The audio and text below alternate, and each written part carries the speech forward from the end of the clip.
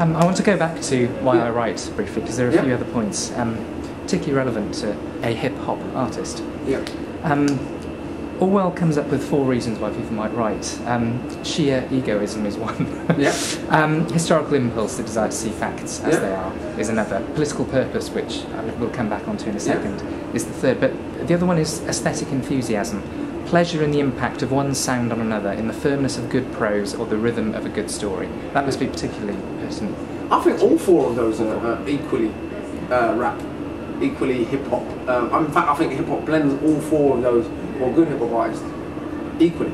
They equally motivate. There is certainly an egotistical element to hip-hop, there's no question about that. The way in which you deliver your words, the brilliance in which you deliver your words, is what you'll be determined on it. Whether you rap about Gucci shoes and cocaine, or whether you rap about, I don't know, police in Brazil's brutality. If your wordplay is not good, no one's going to listen to you. So you have some rappers that are incredibly negative that to me are still great artists, because they're like a rap version of Quentin Tarantino. What they're doing is so artistic and so brilliant that the fact that they're rapping about negative stuff ceases to even matter, because it's so intellectual that it's not like listening to some guy actually telling me to kill people. It's like Biggie Smalls, for example. If you listen to some of his songs, he'll create a movie from words, and he'll use proper words and language and paint a story. So he becomes a storyteller rather than just a wally with a microphone. And so I think hip-hop blends all 4 of those. And that brings me on to my next quote from Why I Write, conveniently. Orwell says that when he's wanted to make political writing into an art, but his starting point is always a feeling of partisanship, a sense of injustice. When I sit down to write a book, I do not say to myself, I'm going to produce a work of art. I write it because there is some lie that I want to expose, some fact to which I want to draw attention, and my initial concern is to get a hearing. When you sit down and write something, is there a conflict between that political purpose and the aesthetic beauty, or are they? No, I think they marry completely. I think the political purpose and the aesthetic beauty are one and the same. And again, particularly for hip-hop, the hip-hop music that has lived, that has continued to have life, that has stayed permanent, and this is true of all music. I mean, Bob Marley continues to sell records every year, and will continue to sell records for as long as the CD exists. In fact, every time Island Records run out of money, they re-release a Bob Marley album. All over the world, he's got more and more famous the longer he's been dead. And there's a reason for that. It's the direct, visceral, honest political purpose, but the beauty of the music. I mean, a song like Crazy Ballheads or Redemption Song, I mean, you can't get a more politically charged song, but you can't get a more beautiful piece of art. Or John Lennon, Working Class Hero, same sort of thing. Or Bruce Springsteen, Born in the USA, which most people think is a pro-US song and haven't realised the irony. If they knew a bit more about Springsteen's politics, they probably would.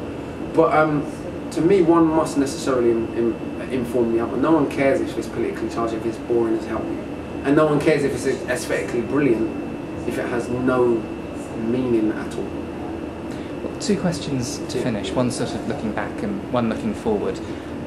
You've talked a lot about other artists who've inspired you, sort of politically charged musicians. I mean, who in particular would you cite? Who should anybody watching this go out and listen to? Anyone watching this should go out and listen to John Lennon, which I'm sure you've probably already heard of. But John Lennon, Jimi Hendrix, Bob Marley, Gil Scott-Heron, The Last Poets. In terms of bringing it up to hip-hop, I would say Public Enemy, I'd say KRS-One, I'd say the Wu-Tang Clan, I'd say Lauryn Hill. Particularly, she did an album, MTV Unplugged album, where it was just her and a guitar, rapping and singing. I'd say listen to that. But over and above everyone, for me, from hip-hop culture, there's one person that's probably had more impact on me than any other writer. But his stuff is so out there intellectually that it can be hard to get into, but once you find a way in this, it's incredible. It's a guy called Saul Williams. For me, he's hip-hop's Shakespeare, or hip-hop's whoever you want. What is it that makes him so Because he's good? just, I mean, he's just a genius. It's beyond, I mean, he writes books, he's an actor, he makes music, he produces his own music. But the level of lyricism, the level of spirit, he's got a degree, like 5 billion degrees in different kinds of philosophy. He's so educated, he's so brilliant, he's so not concerned with conforming or being the stereotype or trying to appear down or keep it real or any of the other nonsense that really just means reinforce your own inferiority or celebrate your own oppression. He exposes so much of that so directly. And when you listen to him, it's it's a spiritual experience, and I don't say that lightly. Like, if you listen to some of his songs, it transcends music in the same way that I think Bob Marley and John Lennon does. And I think that he's the best lyricist people to produce, certainly in the last 15 years. If you want a better guy than him, you have to go back to early Wu-Tang or Public Enemy or KRS-One. And finally, to turn the why I write advice back on you, I mean, how do you go about writing a song? I mean, what's your process? What advice would you give to anybody else who wants to be a political writer of any sort, of political performer? Yeah. The irony is that a lot of the songs, I don't write them. I put on a piece of music and I start chanting 2 or 3 lines, then 2 or 3 more lines come. Like, most of that album you listen to was never written on paper. Then 2 or 3 more lines come, and then eventually I've got a whole song like Find No Enemy. As long as that is, none of that ever went on paper. I got typed out afterwards because I needed to type it out. But a lot of it is that some things I do write down, like peace. Stuff where I'm directly writing a poem. There's something aesthetically pleasing that helps the creative process about seeing the words on a page. But a lot of my music comes from directly, almost like talking in tongues, like just it comes up and it happens.